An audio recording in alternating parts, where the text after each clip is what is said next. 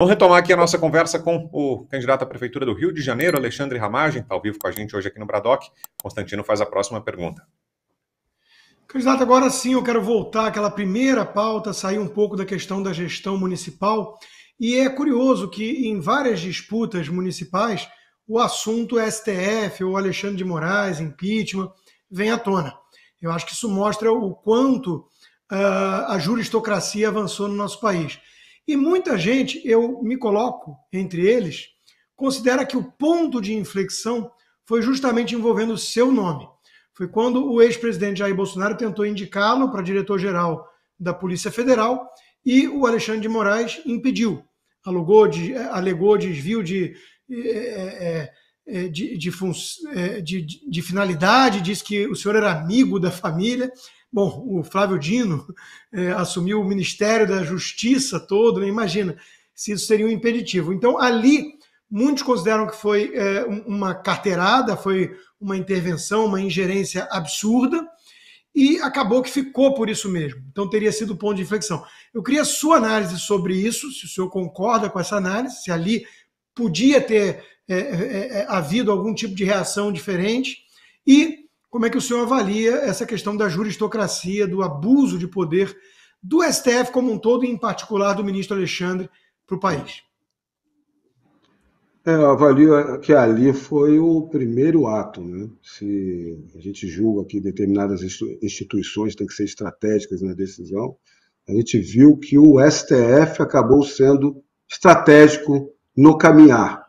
Diversas posições acabaram sendo testadas, testando a reação dos poderes constituídos, a própria Forças Armadas, que nunca entendeu o seu papel no artigo 142. A gente analisar posteriormente, é complexo fazer uma análise do que se gostaria de fazer naquele primeiro momento, como você colocou, e mais, ainda coloco a semelhança. Eu fui designado para ser o chefe da segurança do presidente Jair Messias Bolsonaro após o atentado. Eu fui chefe da segurança, eu já estava em âmbito de direção da Polícia Federal e fui impedido por ter o conhecimento do presidente, ser amigo da família, e esse foi o argumento. O atual diretor-geral da Polícia Federal foi, da mesma forma, segurança do presidente Lula, e ninguém falou nada. A partir dali, diversos outros pontos foram testados. E o que o presidente, eu acredito, não posso falar pelo presidente, ele foi vendo que não havia uma retaguarda devida para a proteção do Estado Democrático de Direito, que a gente se coloca ali, dos poderes constituídos. Em um momento, a gente viu, quem não se lembra, que logo ali perto da decisão que ocorreu contra a minha nomeação, eu, delegado de Polícia Federal da classe especial, com currículo que andei o Brasil inteiro, com grandes operações, trabalhando na parte dos grandes eventos, operações como a Lava Jato, que eu presidi no Rio de Janeiro, então eu tinha currículo e os requisitos, foi negada a minha colocação. Eu me lembro que perto daquele momento, houve um incidente de convocação de três ministros palacianos, 3 ministros que eram generais 4 estrelas, que veio uma intimação que eles viessem debaixo de vara. Esse foi também outro momento que poderia ter acontecido algo. A questão do Daniel Silveira. Naqueles momentos, o STF foi testando, quando a questão do Daniel Silveira, que foi numa virada de presidente, naquele momento, presidente de Câmara e de Senado, eles se reuniram rapidamente, sempre quando há uma questão que a decisão democrática possa ser contestada, eles se reúnem no plenário para haver uma unanimidade pela concentração de poder, que a gente sabe que eles não se dão muito bem entre eles, mas a concentração de poder fala mais forte. A questão do Daniel Silveira foi outra. E aí culminou no pior dos momentos, que eu digo, que aí eu não coloco da minha nomeação, que foi vamos colocar assim, a anulação do processo do Lula. Quando há uma técnica ali, nem muito assim detalhada ou complexa, mas uma análise jurídica, a gente sabe que aquela decisão foi ilegal, que a competência territorial não anula o processo absolutamente, ele só transmite e continua do jeito que está. E dos maiores princípios que a gente trata aqui, a gente conhece, que são basilares à civilização ocidental, a gente fala sempre do direito romano. E não é o direito romano lá de como era o direito romano da época. O que o direito romano trouxe para nós foi a padronização, que foi levada para o extenso Império Romano, o português fez muito isso depois, 1.500 anos depois, e mais, a segurança jurídica, aquela decisão do Lula já estava coberta pela segurança jurídica da competência em Curitiba. Aquele momento se viu uma estratégia grande e temerária que não se fez nada. E aí a gente não pode culpar o presidente Bolsonaro, ele é uma pessoa só que estava ali no executivo, sendo atacado de todos os lados pelos poderes, pela mídia, e sem uma retaguarda que a gente esperava, constitucional, tudo dentro da Constituição. Para a população querendo atuar, aí a gente volta no que é Brasília, não é um Rio de Janeiro, que a população estaria do lado. Então, vários fatores mostram que quem foi estratégico, até a eleição, que nós sabemos que na eleição o STF, o TSE, não respeitou a anualidade, acabou legislando dentro da... Não vou nem falar de urna eletrônica, não respeitou a anualidade, não respeitou os poderes, e quantas a gente sabe da eleição passando do prazo em determinados estados, a gente viu que todo um sistema acabou tendo fatores, se são diretos, eu não sei, mas que indiretamente prejudicaram todo um governo que estava... foi eleito, né, democraticamente. Fabi. Vou aproveitar, então eu vou nesse sentido. Inclusive, nós sabemos a popularidade que tem o presidente Bolsonaro, apesar de toda essa perseguição, de toda essa... Eu nem sei qual adjetivo usar, na verdade, né? Mas a gente sabe que ele é persona non grata, como se tivesse feito alguma coisa, até agora a gente sabe que não foi provado nada. E a força do presidente Bolsonaro vem muito aí do Rio de Janeiro, né? Nós sabemos também, isso é transferido para os filhos, etc. Então, minha pergunta vai nesse sentido. O presidente Bolsonaro vai dar uma parada, né, de andar lá com o pessoal de outros municípios, não estou nem colocando em questão se é ou não importante, mas as capitais a gente sabe da importância.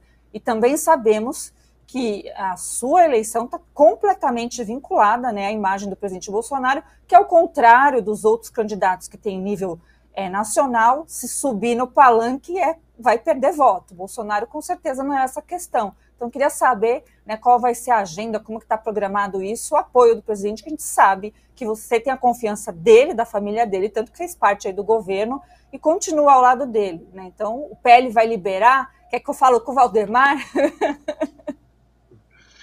A gente sabe que o presidente Bolsonaro está andando por todo o Brasil e está correto, né? São 5.500 e mais municípios, são 26 capitais com eleição, e ele está andando por capitais, demonstrando quanto a população, como ele carrega, né, a população junto e auxiliando. A quantidade de prefeitos deve ser significativa. A gente sabe que a quantidade de vereadores de direita, né, a gente faz aquela discussão se a direita é legítima ou não, mas que estarão aqui no grande guarda-chuva, será uma enormidade. O presidente Bolsonaro está imbuído de nos ajudar aqui, tem ajudado muito.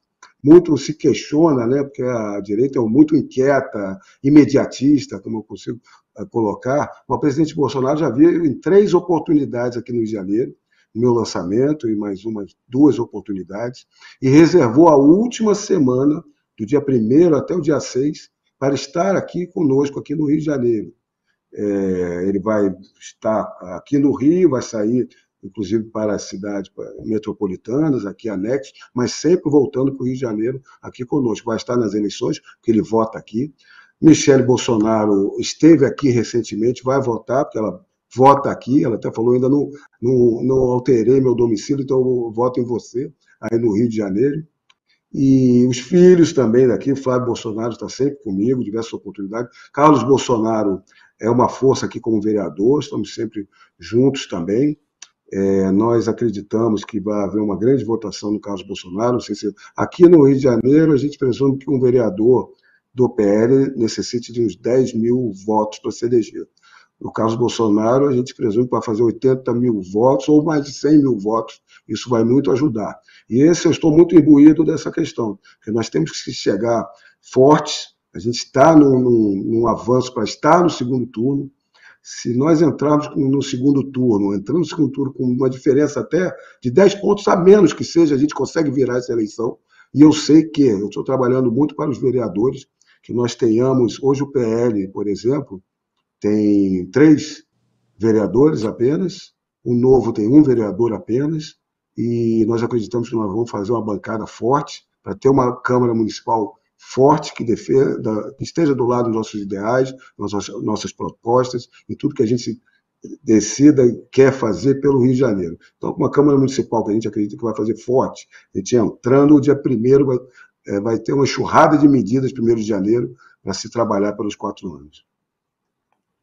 E só um número que ilustra esse cenário, em 2022, estava conferindo aqui, o Bolsonaro venceu na cidade do Rio de Janeiro, no segundo turno teve 52,6% contra 47,4% do Lula no segundo turno, quase 200 mil votos a mais na cidade do Rio que o Lula no segundo turno de 2022. Fala, Salles. O Ramagem, é o seguinte, eu estava aqui, você estava comentando o negócio dos militares e tudo mais, eu estava pensando nas GLOs, né, que foram feitas no Rio de Janeiro.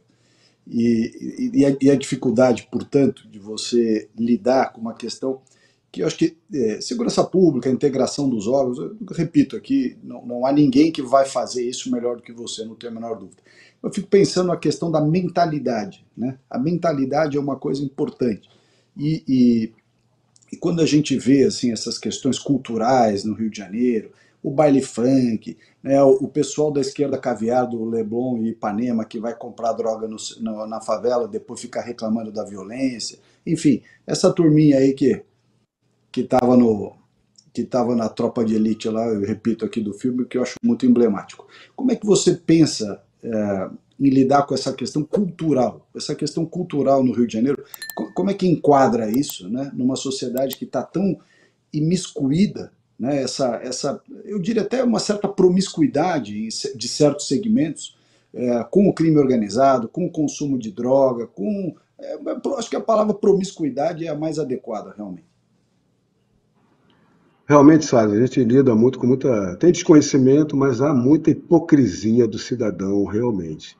Mas a gente sabe que cada vez mais o núcleo familiar sofre com a questão das drogas, né, com essa extorsão. Ninguém aguenta mais esse tipo de extorsão. Eu andando pelas ruas do Rio, eu vejo, né, do atual quadro, de que o prefeito, tem muito que se falava do Maluf, ele rouba, mas faz. Então tem muita gente que leva esse conceito aí como uma verdade de suportar, mas a maioria já está acordando. Nós temos uma dificuldade, eu sou delegado federal, uma autoridade policial, e eu não consigo andar por diversas partes do Rio de Janeiro, não consigo subir uma comunidade que é dominada, nem vou fazer acordo para isso. Então, quando a gente tem verifica essa questão, como é a falta de comunicação? Está tendo uma grande surpresa, porque qual é o público do Rio de Janeiro? Quase 23% da população do Rio está em comunidade, está em locais deflagrados, vulneráveis, que afeta o aprendizado da criança, afeta de todas as formas um pai de família. Então, esses pais de família, que são ali trabalhadores, mais de 97%, vamos colocar assim, é de gente trabalhadora ali que quer o melhor. Os 3% ali, 1% é dos criminosos, 2% trabalham em volta dos criminosos, o restante quer algo melhor. O Rio de Janeiro tem uma peculiaridade de ser a cidade que tem mais mulheres como chefes de família. Isso é um dado que a gente extrai do Cade Único e do próprio Bolsa Família. Então, são famílias monoparentais e que é a mãe que está do lado e quer o melhor para os seus filhos, não está tendo creche, não está tendo educação, não está tendo turno integral e está querendo essa ordem. Quando a gente fala ordem, as pessoas até ficam com um receio, né, de ser uma coação. A gente começa a demonstrar, né, não na teoria e filosofia, um regime democrático, a ordem é trazer uma paz social. Paz com Z, né, não esse paz que está aí. Então, é o que a gente está vendo, e eu estou tendo uma grande surpresa aqui nas próprias comunidades, que eu não consigo entrar, mas a tecnologia e a informação entra, e eu estou conseguindo fazer reuniões fora, e levando com essas associações de moradores, os centros comunitários, nessa parte, e a igreja faz um grande trabalho onde os órgãos municipais, estaduais, não entram, que faz esse trabalho, eu estou conseguindo mostrar. E aí eu ouço muita coisa, o chefe lá está mandando votar no concorrente aí, né? Mas nós vamos votar na pessoa aí do Alexandre Ramagem, porque ele tá com a consciência de trazer o social com a segurança que a gente quer. Então está tendo, aos poucos, essa consciência. E é aí que nós estamos crescendo. Eu acho que um pouco tardiamente do que a gente pensava, mas num número bom para chegar no segundo turno e chegar forte.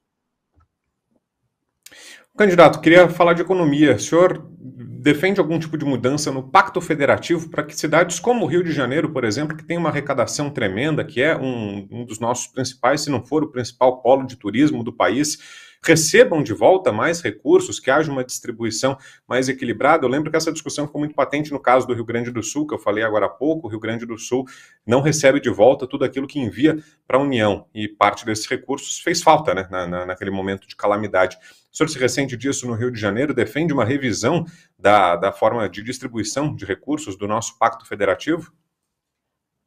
O Pacto Federativo, a federalização no Brasil é toda torta, né? E essa reforma tributária que foi aprovada foi uma desgraça. Quando a gente verifica dos exemplos anteriores, quando veio a Constituição de 88, que havia uma distribuição tributária, de orçamento, de recursos mais abarcando os municípios, foi possível diversos projetos e propostas serem efetuadas. Quando a gente olha que houve o Favela Bairro, que era até do César Maia, do PDT, foi um projeto correto, que ele se espelhou num projeto do regime militar, que era o projeto Morar, que antes, no Rio de Janeiro, desde lá do Carlos Lacerda, como tratava a favela e tirou, reorganizou o Rio de Janeiro, mas era muito mais um deslocamento de uma região favelizada para outros pontos. A gente vê a Cidade de Deus, como o filme coloca, a Vila Kennedy e outros casos. O Favela Bairro fez diferente, não vamos retirar, vamos levar a cidadania, levar melhor o urbanismo social, e começou a ser feito. E isso com os recursos que estavam vindo, com uma descentralização melhor de recursos. Quando você vê uma reforma tributária que leva tudo para o governo federal, uma concentração total, o Pacto Federativo às avessas, deixando com o pires na mão todo o município, a gente vai sofrer muito com isso. Então, isso é uma questão que vai começar a se demonstrar faticamente em 3, 5, 20 anos, infelizmente. Mas nós, ainda assim, temos muitos recursos numa cidade grande como o Rio de Janeiro. O orçamento do Rio de Janeiro está em 40 bilhões de reais, cresce 10% ao ano pelas suas correções. Fazendo com um trabalho bem feito, dá para se trazer tudo que foi feito de exemplos mundiais e exemplos de urbanismo que não deram certo por falta de continuidade, por pessoas que só lidam para o seu grupo interno, privado, não pensa que o Rio de Janeiro tem que fazer as suas parcerias e fazer a continuidade de determinados projetos, saber o que foi acerto, o que foi erro e consertar. As próprias UPPs estavam dando certo, uma politicagem arrobalheira, acabaram com elas. Então, tendo esses exemplos mundiais, internacionais, que possam ser trazidos para o Rio, os próprios exemplos do Rio de Janeiro, que foram feitos em âmbito, né, até do começo do regime militar. Foi muito semelhante ao que foi feito na Revolução Agrícola, que foi feita no Cerrado, lá do Alisson Paulinelli, na gestão do Geisel. Era um início para se fazer essa urbanização desses grandes centros. Então, a gente tem que dar continuidade a tudo isso, bem estudado. A história, vocês sabem, nos ensina os erros e dos acertos. É o que não é feito no Rio de Janeiro. Consta. Eu queria a sua avaliação, candidato, em relação a um vídeo recente do colega deputado Gustavo Gayer, falando de uma campanha para não votar 55.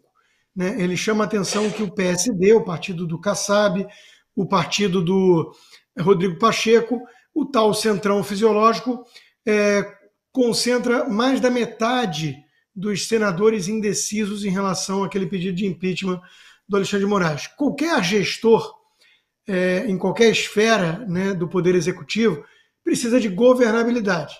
Precisa de vereadores, você precisa dos deputados estaduais e precisa dos deputados federais no Congresso em âmbito nacional. Como conciliar essa questão da governabilidade com esse centrão fisiológico dominado por figuras que, no final das contas, não estão nem aí para o país? Eu acredito que o Gayer está coberto de razão. Se nós temos o adversário ideológico na esquerda, o centro é o grande câncer para a direita, é o verdadeiro estamento burocrático.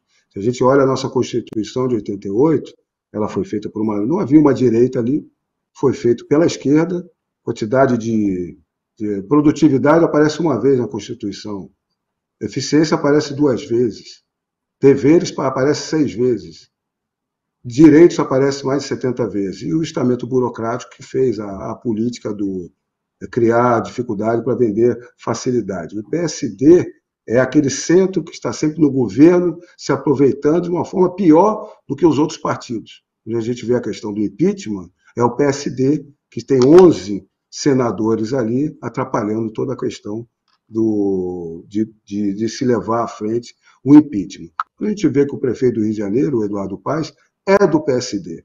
E como ele é um grande oportunista, ele vai perguntar, se ele vai falar com alguém, se nós temos aqui a defesa da família, e a esquerda faz a destruição da família, o oportunista ele vai falar o que o povo quer ouvir. Se ele vai falar para um público que é a favor de aborto, ele vai ser a favor do aborto. Se ele vai falar para outro público, ele vai moldar. Então, a coerência que nós temos, a intransigência do outro lado como é que se pode dizer?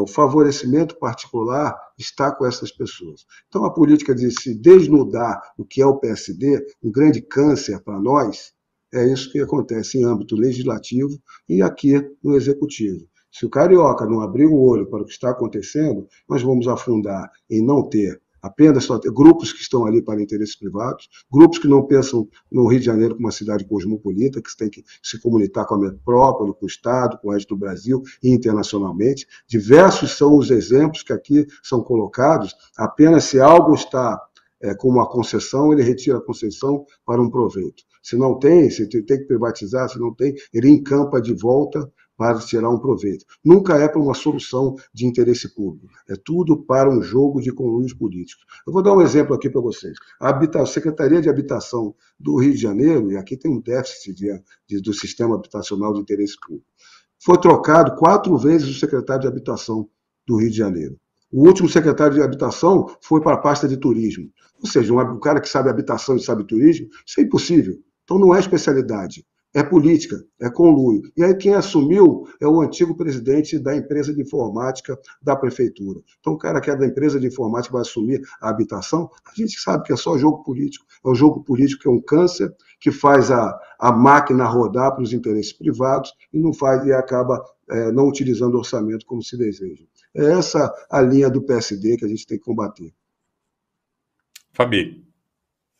Deputado, você falou aqui que o índice, né, de mulheres que são mães solo no Rio é bem alto, então eu aproveitei e dei uma sondada aqui nas minhas amigas cariocas para te fazer uma pergunta, então, que interessa justamente a mulherada, né, que é a questão da creche.